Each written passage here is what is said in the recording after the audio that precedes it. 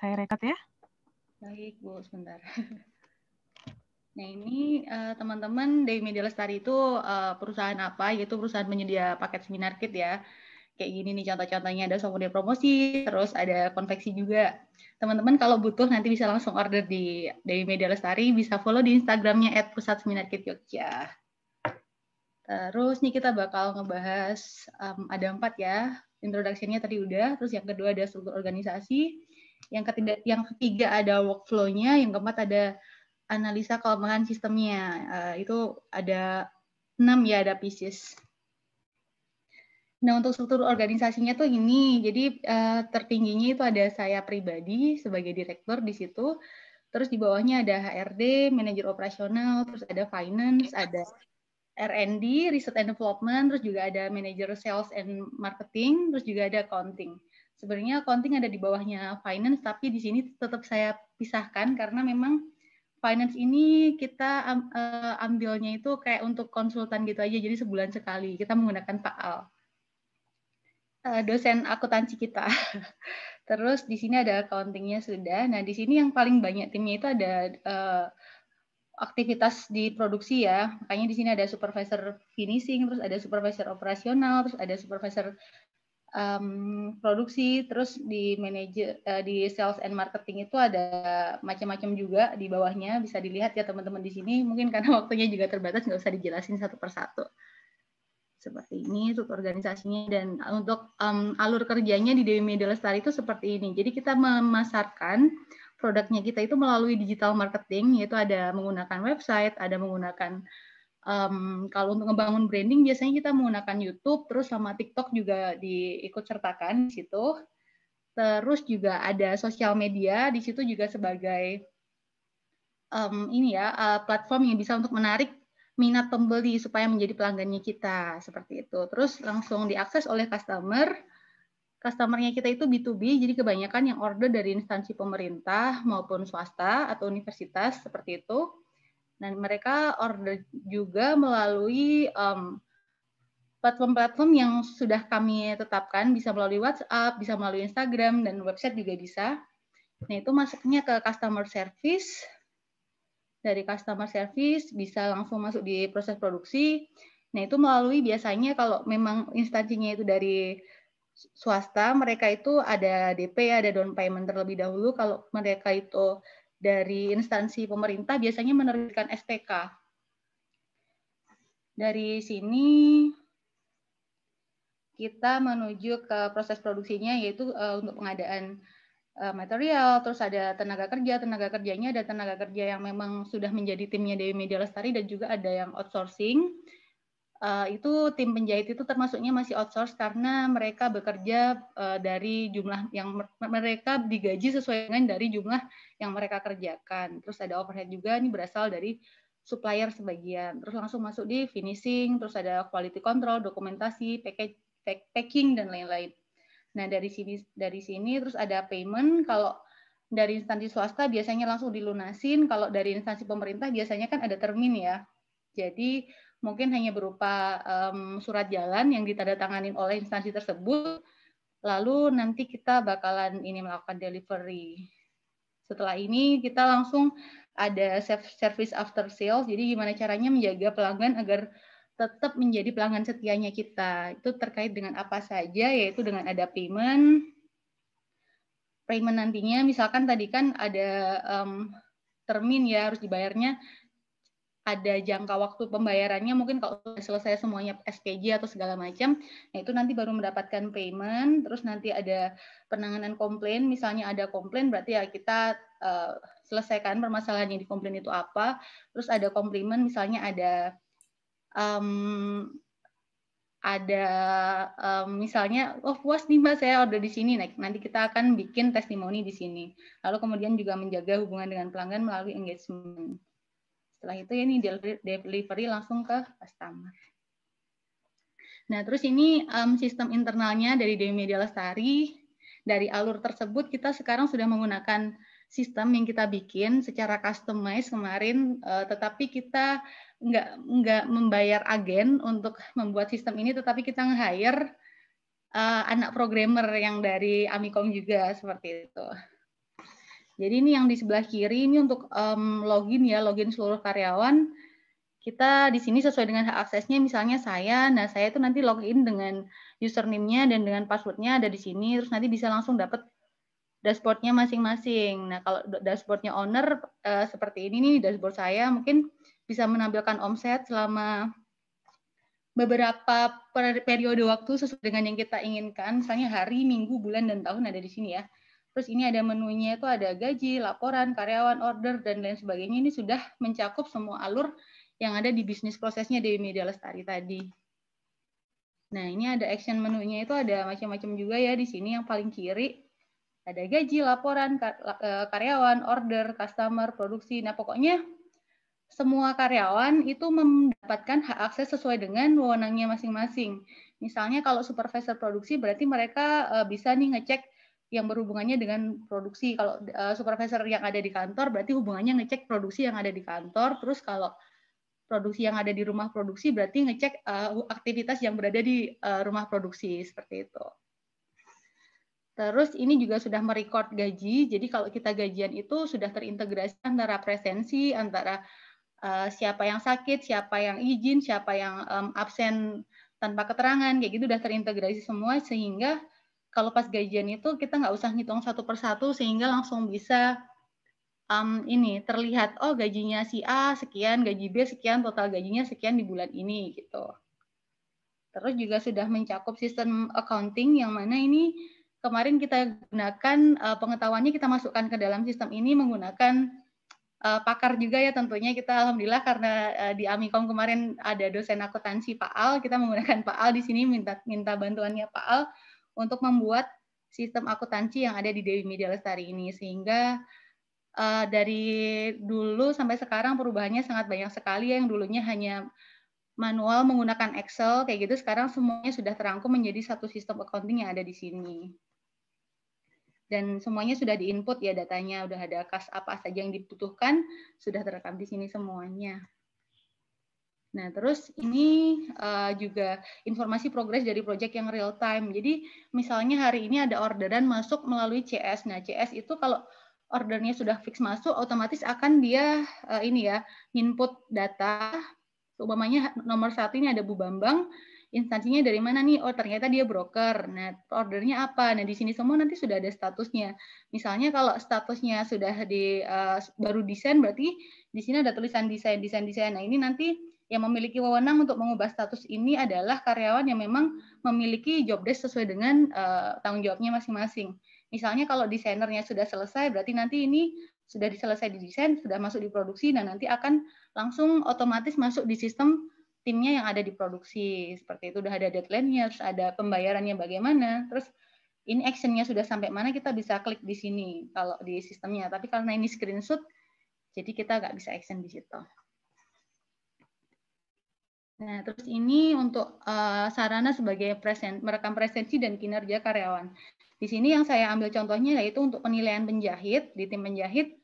Nah, misalnya ini ada Bu Amel, Bu Nunung, dan lain sebagainya. Nah, nanti kita gunakan ini sebagai KPI. Jadi, Key Performance Indikatornya pekerjaan yang ada di tim penjahit ini. Misalnya, kita kan biasanya ngasih reward and punishment. Kalau kinerjanya penjahit itu sudah sesuai dengan yang ditargetkan oleh kami, nanti biasanya kita kasih reward. Nah, reward-nya itu bisa diukur dengan cara apa ya? Dengan cara penilaian yang ada di penilaian ini gitu kan. Nggak mungkin kita ngasih reward ke karyawan hanya berdasarkan dari opini, berdasarkan dari perasaannya kita, berdasarkan dari feelingnya kita. Nah, sehingga kita pengennya sesuatu yang akurat, sehingga ini bisa digunakan sebagai solusi untuk menilai kinerjanya karyawan.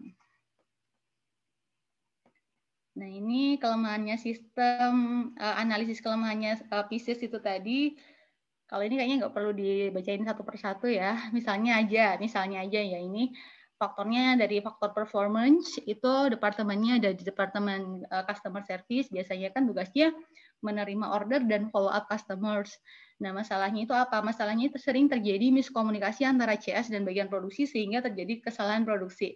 Jadi misalnya kalau dulu masih manual itu kan antara CS dan orang produksi itu kan komunikasinya masih komunikasi manual ya, nggak terekam di dalam sebuah sistem, sehingga percakapannya kadang lupa. Kalau nggak pakai tanda terima juga nanti hasil dari film sablon misalnya, film sablon sudah dikasih kepada kurir, katanya belum. Nah, itu kan terjadi miss-miss seperti itu, sehingga solusinya yaitu merangkum semua detail pesanan ke dalam sistem yang otomatis langsung diteruskan pada bagian produksi. Jadi nggak ada alibi lupa lagi ya, karena dari sini kita sudah merangkum semua aktivitas baik dari A sampai dengan Z ke dalam sistem itu, sehingga kalau lupa pun kita sudah bisa melihat di dalam sistem yang ada, seperti itu. Itu salah satu contohnya dari performance. Terus ini performanya saya bikin agak banyak ya, tapi kita ngambil salah satu contohnya aja. Terus ini ada information, pieces, ininya information.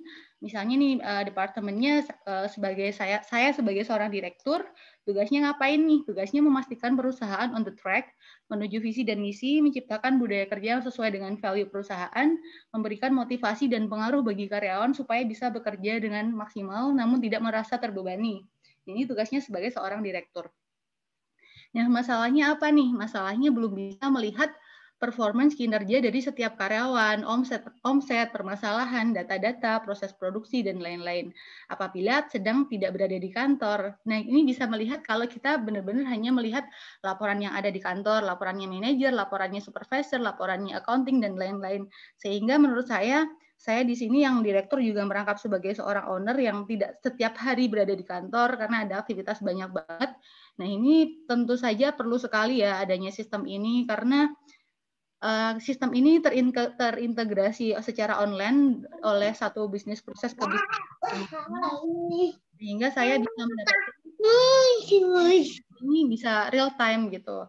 Nah, solusinya itu apa? Solusinya adalah membuat dashboard berupa informasi kunci yang dibutuhkan oleh direktur untuk bisa menilai kinerja perusahaannya dari manapun dia berada. Dari semuanya saya baru di rumah kayak gini, kayak saya tinggal buka sistem tersebut, saya udah tahu, oh hari ini ada orderan masuk jumlah sekian, prosesnya udah sampai sekian, terus oh hari ini ada permasalahan sekian, ada kesalahan apa saja di produksi dan lain sebagainya, itu sudah bisa melalui sistem tersebut. Sehingga bisa mengontrol dari jarak jauh dan mengambil keputusan-keputusan berdasarkan dari data yang ada. Information-nya satu contoh aja tadi. Terus E-nya itu ada ekonomi, itu departemennya misalnya di sini saya ambil kasusnya accounting. Tugasnya yaitu untuk mengatur dan mencatat semua transaksi yang terjadi di perusahaan, membuat laporan keuangan dan rasio-rasio yang diperlukan. Nah, masalahnya itu semua transaksi dicatat secara manual, belum terintegrasi dengan divisi lain seperti CS, stok inventory, kurir, dan pembelanjaan, sehingga rentan terjadi manipulasi. Bisa dimanipulasi karena kan kita nggak kontrolin secara langsung, apalagi itu dibuat secara manual ya. Nah, solusinya itu bagaimana?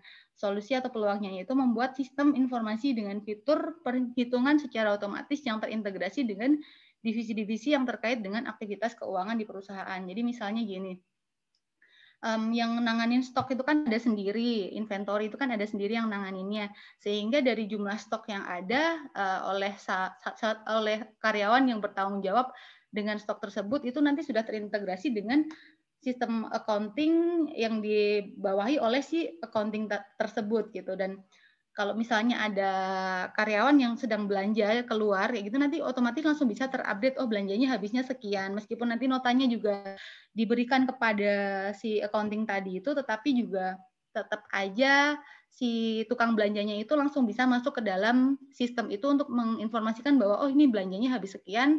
Nah itu udah terintegrasi secara langsung gitu loh antara accounting, terus antara stok barang dan juga terkait dengan yang belanja sekaligus dengan kurir. Misalnya kurir nih nganterin kemana gitu kan. Terus kalau nggak nganterin kemana biasanya ngirim melalui ekspedisi.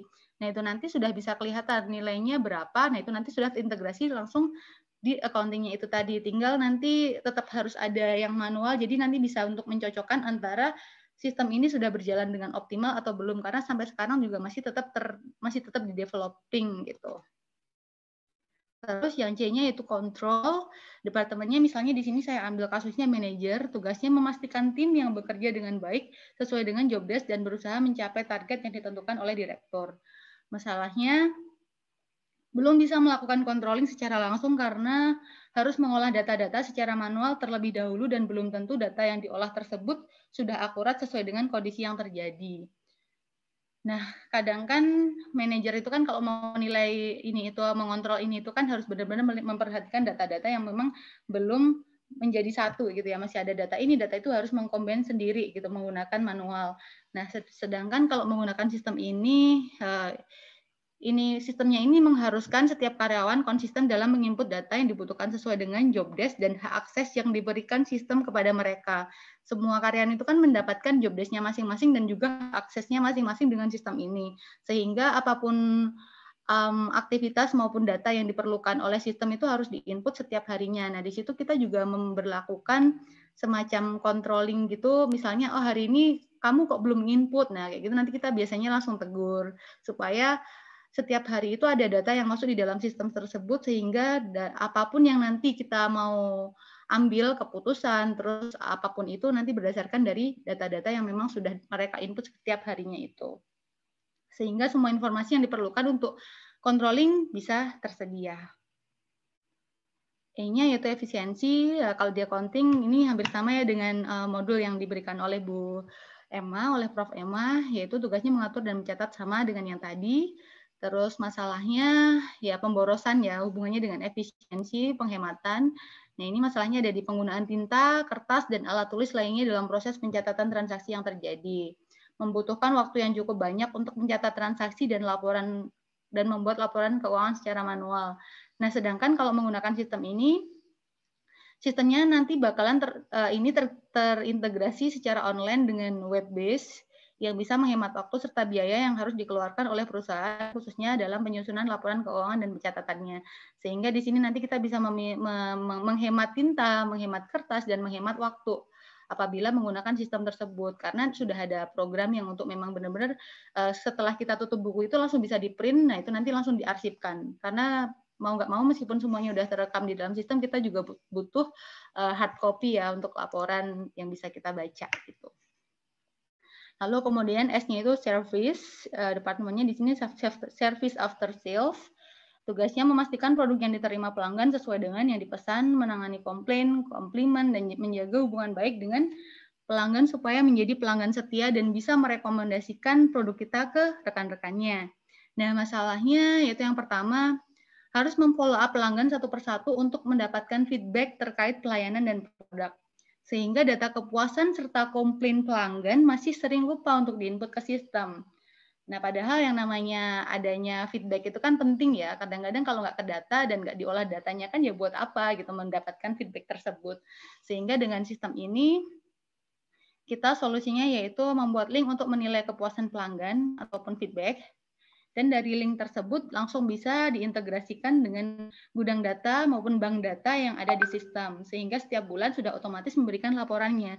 Jadi nanti setiap akhir bulan pengennya sih langsung ada dashboard yang di dalam dashboard itu tuh ada semacam indikator-indikator yang membuat pelanggan itu seneng apa, pelanggan itu puas itu apa, pelanggan itu kecewa itu apa. Nah, itu nanti ada di situ semua. Harapannya bisa seperti itu sehingga nggak perlu input data satu persatu dari customer yang di follow up secara manual menggunakan WA saja.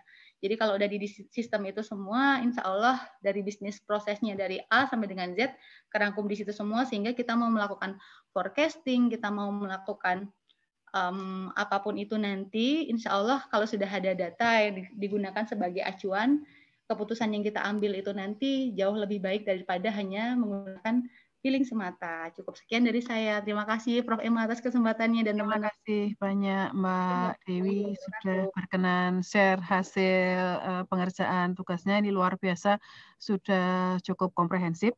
Nah, yang ingin saya konfirmasi, saran-saran atau solusi-solusi tadi itu sudah tercover di sistem yang baru atau analisis bisnis ini terhadap sistem yang baru yang tadi antarmukanya sudah Mbak Dewi tayangkan? Ada sebagian yang memang sudah terimplementasikan di sistem, tapi yang kayak yang service after sales tadi itu masih tetap diupayakan. Jadi ada beberapa yang memang sudah semuanya, tapi sampai sekarang kayak yang after sale tadi terus sama dashboard yang hubungannya dengan kayak apa ya, kayak hasil-hasil dari prosentase ini begini nih, nah itu masih dalam tahap developing. Ya, berarti ada yang sebagian itu menceritakan tentang yang masih sistem yang belum terkomputerisasi, ada yang sebagian itu sudah mereview sistem yang sudah terkomputerisasi ya. Ya, jadi itu paling 70% Bu, alhamdulillah udah terkomputerisasi 70% lah. Sampai Ya. sekarang kita sudah bisa jadikan acuan kayak untuk penggajian tadi itu sudah terimplementasikan. Terus accounting tadi itu juga sudah terimplementasikan. Banyak yang sudah terimplementasikan tapi belum lengkap, belum sempurna. Paling ya 70% itu tadi, Bu. Ya. Kemudian saya tertarik dengan yang ada semacam orang bisa memberikan pendapat atau orang bisa memberikan keluhan tadi. Nah, itu kalau itu kan tadi seperti dikondisikan dia bisa klien itu memberikan pendapat ketika produk yang dipesan sudah jadi ya, sudah dia terima. Iya betul, Bu. Kalau bisa tidak hanya di titik akhir itu, tetapi kan prosesnya itu kan mulai, kalau saya lihat di workflow-nya tadi, mulai dia pesan, ya kemudian nunggu dia diproduksi, ya kemudian ada pembayaran, ada akhirnya itu tersampaikan, terkirimkan. Nah, di setiap proses itu kan bisa jadi si pelanggan itu tingkat kepuasannya tidak hanya di hasil akhir. Nah, betul. Tahu prosesnya ya, Bu ya. Ya, kemudian supaya Mbak Dewi bisa lebih ringan kerjaannya, akhirnya opini atau pendapat atau keluhan atau masukan itu kemudian ada sistem cerdas. Dia kan ngetik tuh, dia nulis dengan bahasa manusianya, dengan bahasa kesehariannya. Kemudian dia bisa memaknai ini sebenarnya keluhannya apa. Kemudian ini seharusnya saya linkkan ke mana. Jadi nanti linknya tidak hanya di gudang data, tetapi ini juga tersampaikan. Ini ranahnya siapa yang harusnya nangani. Iya, Bu. Jadi gitu. Jadi di setiap divisi yang ada di Mbak Dewi itu yang nanti, kalau misalkan ibaratnya ya kalau ada keluhan terkait dengan fasilitas jalan raya misalkan, jalan berlubang, kalau masyarakat itu memberikan keluhan, dia harusnya sistemnya pemerintah itu harusnya menyalurkan pesan ini kemana. Sama halnya dengan itu. Saya lihat tadi workflow-nya itu sudah cukup detail gitu.